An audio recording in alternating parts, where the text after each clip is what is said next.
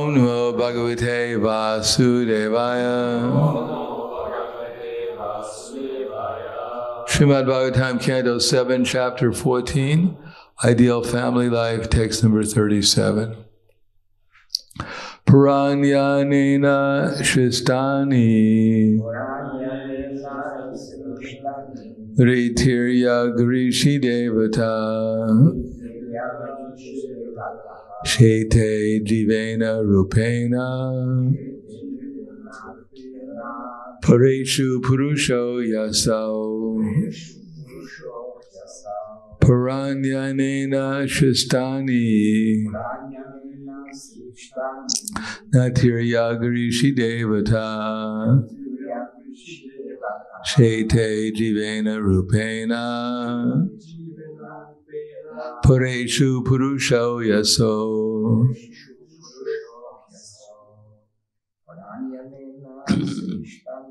Paranyanena Shristani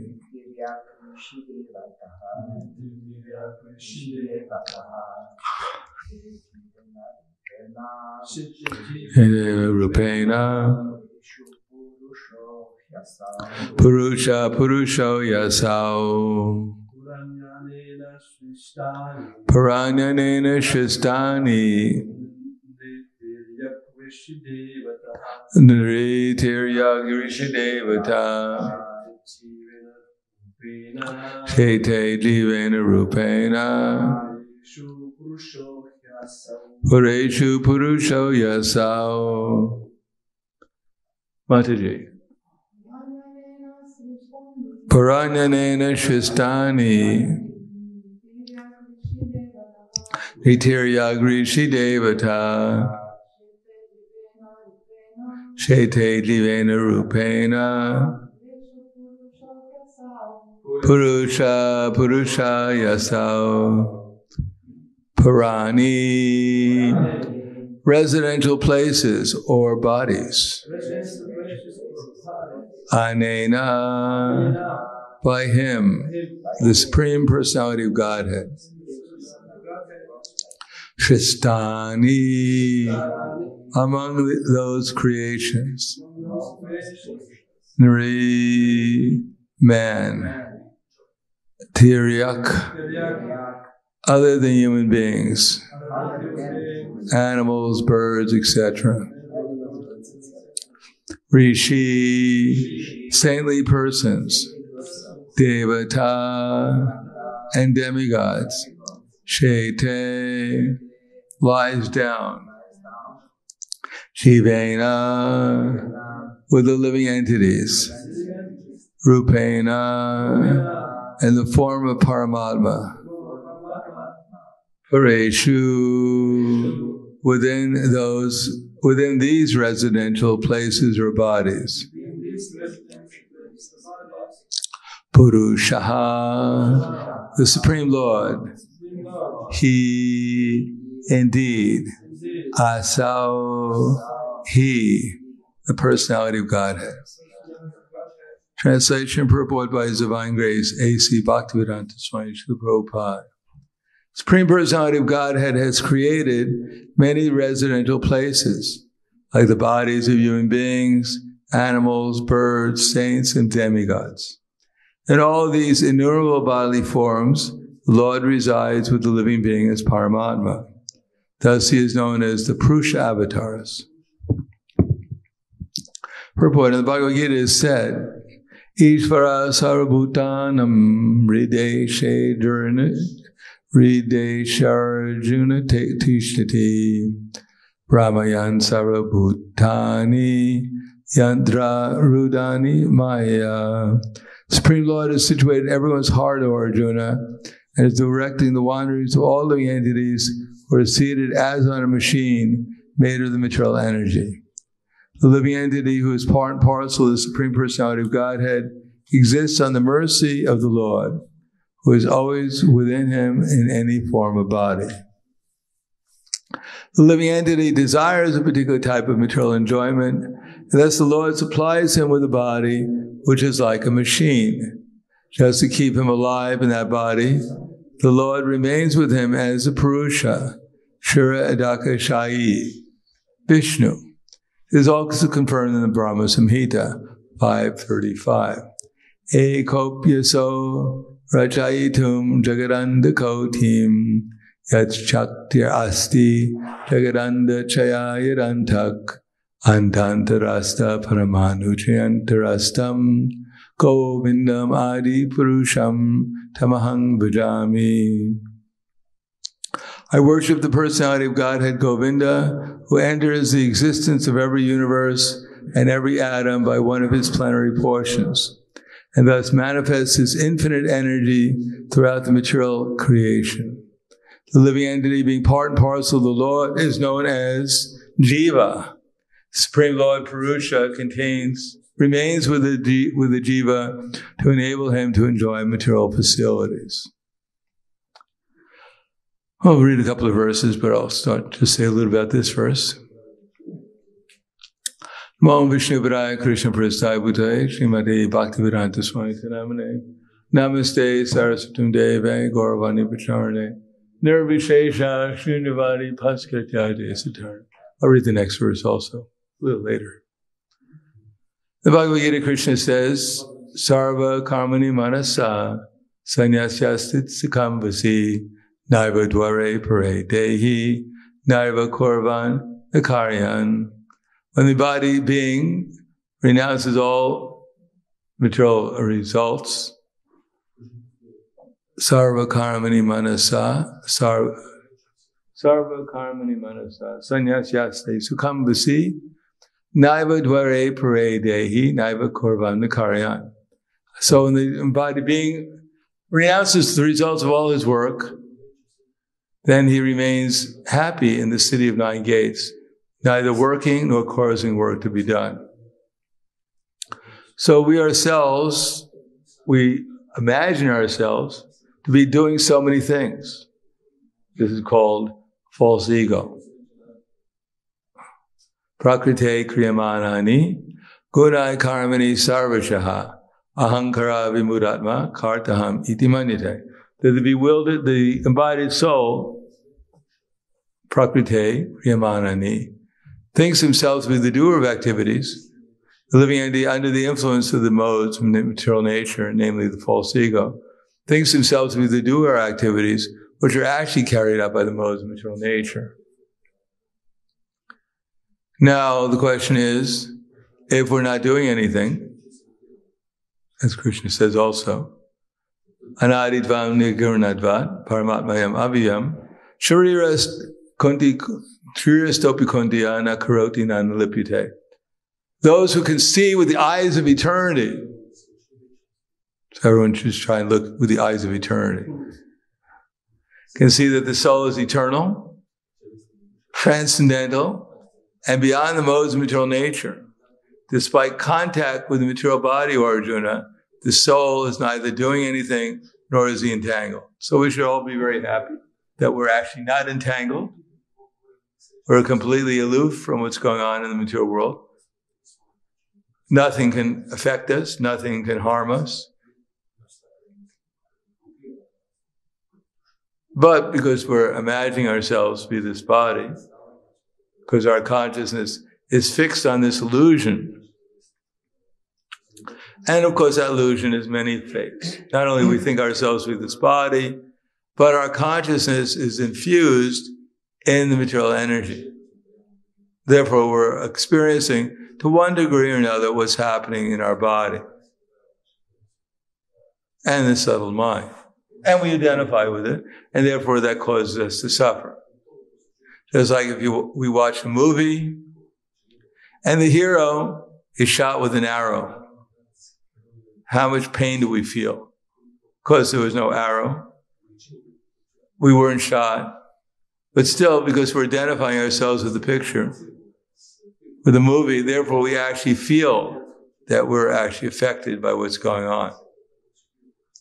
Similarly, being in love with this body, being attached to this material gross and subtle body, we feel the pleasures and pains that the body goes through. But we're transcendental. But now we're wasting our spiritual position in trying to experience something material. And therefore, we're always disappointed because there is no way any material combination is actually going to make us happy. It is like trying to have a relationship with a shadow. It may be a very nice shadow, maybe exactly the shadow we always wanted to have a relationship with. But after all, it's a shadow, and you can't get very much in a relationship with the shadow. So the material world, being Krishna's energy, has some of the attractiveness of Krishna. But still, it's just a reflection of the actual world. And when the soul, when he infuses his consciousness into the material energy in order to try to enjoy it, he always winds up disappointed. And even if we get everything we want, we have to lose it. Therefore, the more we become attached to something we think is making us happy, the more we have to suffer when we lose it. And because we're suffering because we lose something, therefore we have to come back to try to get it again. It's called the cycle of repeated birth and death. So how to check it? Oh, the first thing we do is have to realize we're in it. Most people are not trying to check repeated birth and death because they don't even know they're in it. In the back of their mind, they heard some rumor they might die, but because they took the vaccine, they're pretty sure it's not going to happen to them. They're protected.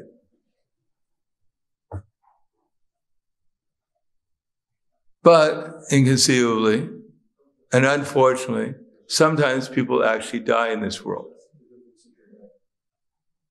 Although it's very rare in Slovenia, especially in Ljubljana. But there's always that remote possibility it might happen to someone. Therefore, just in case that might happen, they have an ambulance waiting to try and prevent it. In any case, nothing's going to happen to us because we're eternal. And therefore, worrying about what's going to happen to the soul is good if we do something for the soul. Otherwise, it's just a waste of time. Worrying about what the material situation is going to bring us, because we know it's going to bring us. Birth, death, old age, and disease. I can guarantee you. I can tell you everyone's future here that in 5 million years from now, everyone here, I know exactly what you're going to be doing. You're going to be eating, sleeping, mating, and defending in some form of life. Or you might be back in the spiritual world, hopefully. And there you'll eat and sleep. You'll eat Krishna prasadam. You'll dream about Krishna when you go to sleep. And when you wake up, you'll dance with Krishna. In any case, eating and sleeping is always there, even in the spiritual world. Although there's no mating and defending like there is here.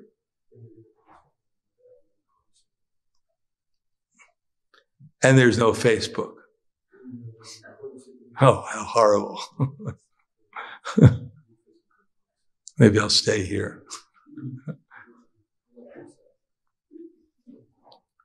So what's the solution? That where somehow or another our desires are focusing on what's happening in this world. It's not like we have to be taught how to focus our desires on this material world. Every living entity, from the meanest insect up to Brahma, his desires are naturally focused on the material energy. The desires are flowing through our mind, and we're just flowing with them. Now, Krishna says in Bhagavad Gita that Jnanena tutad agyanam yesha nashitam atmanaha te shamadityavaj jnanam prakashiti tatparam. One is enlightened with the knowledge by which nescience is destroyed. Therefore, his knowledge reveals everything, just like the sun is lighting up everything in the daytime. So Krishna advises us to obtain knowledge, but not academic knowledge. We're not going to set up a school and give people PhD degrees in Vaishnavism. This knowledge is knowledge of the self, the soul, the knowledge of the Supreme Self, and the knowledge of how to connect with the Supreme Self so we can realize who we are. And that's through the process of devotional service. What does Krishna say? Jnanena, Jnanena yesham, Jnanena tutat agyanam. See, this is transcendental knowledge. Let's try Yoga the Supreme.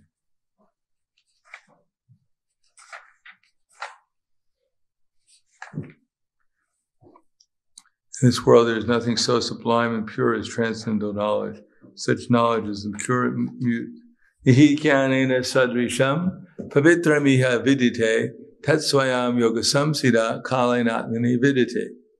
In this world, there's nothing so sublime and pure as transcendental knowledge. Such knowledge is the mature fruit of all. Ihi jnanena sadrisham pavitram iha vidite tatsvayam yoga samsida kalena, and one who enjoys this knowledge enjoys the self within himself in the due course of time. In other words, knowledge will teach us how to utilize our desires and dovetail them in Krishna's service. And when we do that, it comes in 3 phases. Namely, sambandha, to actually accept that everything here belongs to Krishna. Now, that's a very difficult thing for the conditioned soul to accept. Although it's very easy to talk about it, it's not so easy to accept it. That everything actually belongs to Krishna, and I also belong to Krishna. Now, in order to accept it, we have to utilize Krishna's energies in his service. We may not accept it, but if we take shelter of Krishna and his representatives, Guru, Sadhu, and Shastra, and then out of duty at least, out of faith that maybe everything does belong to Krishna, so I should try to utilize things in Krishna's service, then we become free from our attachment to the material energy. There's no other way of we may try to just remain aloof from the material nature, but it's very, very difficult. Because the mind will always bring us or remind us of the things that we have the greatest affection for, the greatest attraction for. And that for the conditioned soul, there's something in this world that everyone's attached to. Maybe it's strawberry ice cream, but usually it's something else. And therefore the mind will always remind us, and subtly we'll try to enjoy that object. Even though we may, as Krishna says, appear to be trying to remain aloof from the objects of sense gratification. Now the other thing is to utilize things in Krishna's service, and then that's one stage. Then we become free from material attachment, but that doesn't mean we've actually understood things properly. The only way of understanding things properly is not only to accept everything as Krishna's energy and utilize it according to his desire, according to Krishna's desire, but also to try to do it to please Krishna. To develop a favorable attitude towards Krishna. Not that Krishna is God, why should he bother me? He has everything he needs. Why doesn't he give me what I need?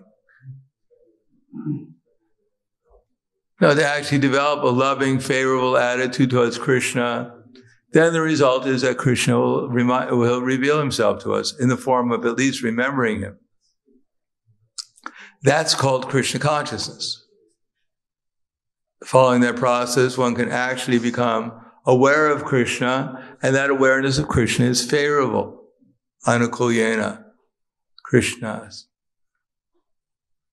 Pratikulyena Vishvaraso. No. Anukulyena Krishnasya Prativarjita. What's that? Pratikulyana Varjitaha. So, become Anukulyena Krishnasya. Favorable towards Krishna. And as Krishna says, at the same time, apuryamanam achala pratishtam samudram apa pravishanti yadvat tadvat kamayam pravishanti sarve shishanti mapnoti na kama kami. A person who's not disturbed by the incessant flow of desires that are entering like rivers into the ocean, which is always being filled but is always still, can alone achieve peace, and not the person who strives to satisfy such desires. In other words, the mind is always filled, in the conditioned life at least, with all kinds of material desires. But if we get a higher taste, then we may not be so much paying attention to those desires. As soon as one grabs onto material energy, the thought of the material energy, then material nature sucks us in to more and more remembrance of material existence. Some idea may flow through our mind. If we grab hold of it and try to explore it, then material nature will open up into a whole display of remembrances. It may start something innocent, and then it gets deeper and deeper into the material existence, till finally we're captivated by the material existence again. On the other hand, the desire may flow through the mind, just like sometimes we may see a snake on the road. So the snake, if you go and grab the snake, then the snake will bite you. And if you run away from the snake, he may chase after you and bite you too. But if you simply remain aloof and let the snake just slither by, then he won't bother you. He won't be affected by the snake. Similarly, desires are flowing through the mind. If we, I forgot about that. Thanks for reminding me, Maya. That's great. So that's one thing. And then Maya says, yeah, and what about that? Wow. I'm glad I didn't forget that one. That's really amazing. Yeah, and what about that? Woo! Wow, I can spend my whole day here chanting Hare Krishna. Wow. And the other thing is we say, oh, no, Maya, go away. I don't want to remember that. Maya will go, boo. No, boo. And we get caught up. No, let me forget. Oh, what did I forget? Oh, yeah, okay. No, let me forget that. So Maya will always try to trick the devotee who's trying to make progress in spiritual life. For the materialist, Krishna doesn't have to trick the materialist because he's already tricked. Just a question of when he's going to hell, not if he's going to hell. Sometimes the materialist, he tries to acts in the mode of goodness. He visits Santa Claus, and Santa Claus reminds him to be a good boy, and he makes a vow for 3 weeks to be good. And then he meets his friend, taking drugs on the street. And he says, well, who cares about Santa Claus? So the materialist is always going back and forth through the modes of material nature like a Ferris wheel. Sometimes he goes up in the mode of goodness, and then he gets bored in the mode of goodness and descends down back into the illusory ignorance and passion. So if one is able to remember Krishna, engage in the activities of devotional service, even though it may not be very deep, but when Maya starts presenting allurements, then that may be an impetus to take even further shelter, further absorption in Krishna consciousness, and help us make progress.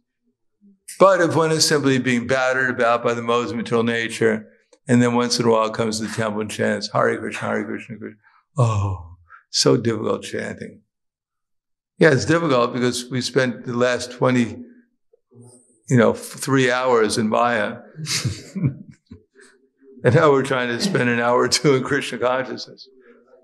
So we're remembering all the crazy things we thought about for the last 23 hours that we were attached to, and now we're trying to forget about them for an hour or two.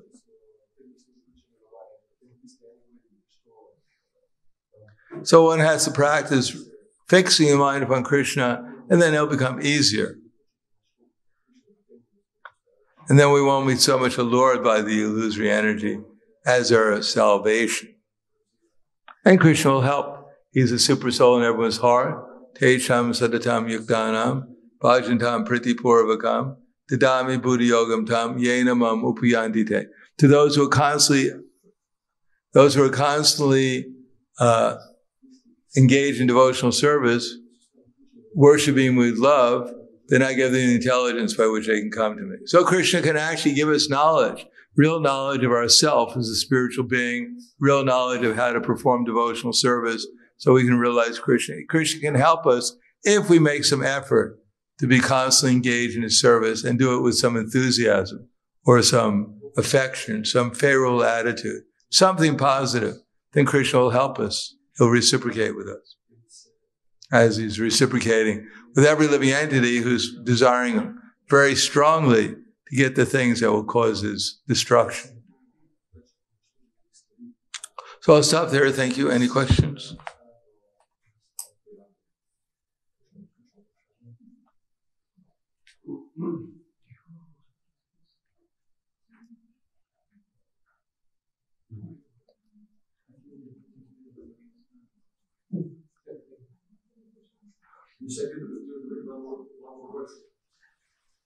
Tomorrow. Oh, no. Tomorrow's someone else is in class tomorrow. Anyhow, he'll read one more verse tomorrow.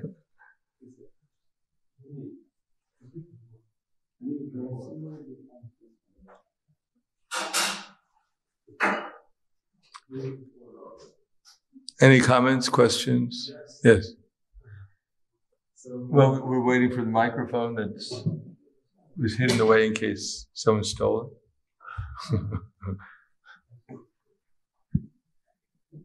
Nrsimha Prabhu has a question. So okay. He's wondering if the heart is so small, where do all those desires stay? Because we have so many. Where do they fit?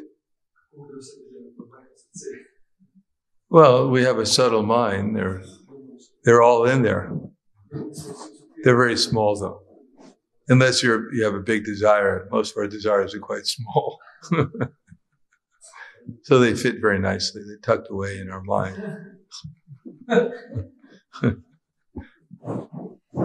You don't have to worry.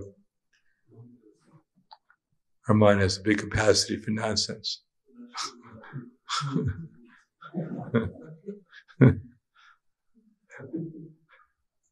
Anything else? Okay, thank you very much. Kawala, Kurantaraj, Srimad Bhagavatam. Oh, one more question.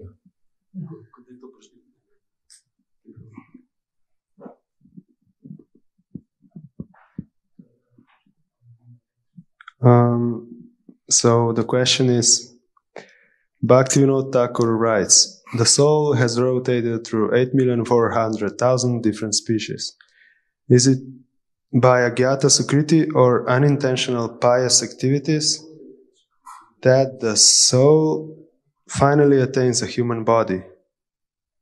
No, that's just naturally. It just happens. In the course of evolution, one comes back to the human form of life. According to what I understand is that if you take birth as a monkey, then eventually you'll take the human form of life in the mode of ignorance. If you take birth as a lion, then you take birth in the mode of passion. If you take birth as a cow, you take birth in the mode of goodness. Okay? All right, thank you very much. Grantaraj Srimad Bhagavatam Ki Jai. Srila Prabhupada Ki Jai. Gaur Premanande.